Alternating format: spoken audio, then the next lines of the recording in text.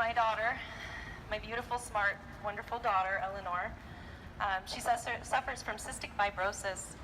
Cystic fibrosis is a progressive genetic disease that causes persistent lung infections and limits the ability to breathe over time. Eventually, the progressive lung damage can lead to respiratory failure. Cystic fibrosis also affects the pancreas, causing digestive issues and prevents the body from breaking down food and absorbing vital nutrients. Eleanor, at only 5.5 years old, already takes over 10 different medications every single day just to manage her disease, one of which costs over $300,000 a year. She also does breathing therapies multiple times a day to prevent lung infections and has to take enzymes with every single meal to help her absorb her food. Before the existence of these medications, most children did not live beyond elementary school age. She is a survivor thanks to the miracles of modern medicine. The thought of access being denied to these amazing advances due to the repeal of the Affordable Care Act is terrifying. Here in Oregon alone, there are 406 individuals with cystic fibrosis, 285 pediatric patients.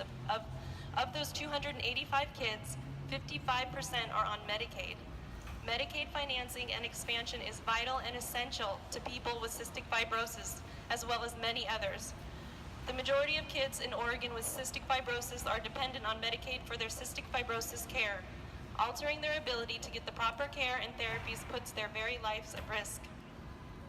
We need to be sure that people with cystic fibrosis and others are able to purchase health insurance that provides adequate coverage for all available therapies and care at an accredited cystic fibrosis center with undue financial burden. All people, regardless of age, income, employment, or geographic location, should be able to gain coverage through a health plan that provides adequate benefits at an affordable price, including out-of-pocket maximums.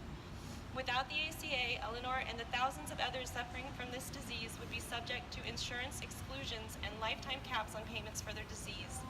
When Eleanor becomes an adult, she would be virtually uninsurable in the private insurance market, putting her in a very grim situation. Please reconsider these changes that would literally result in the needless deaths of children.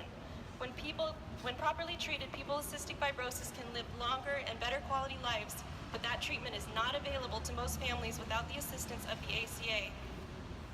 I urge Congress to sustain and protect the Affordable Care Act. Lastly, I want to thank Senator Merkley again from the bottom of my heart for being a part of the newly created Senate Cystic Fibrosis Caucus. Thank you very much.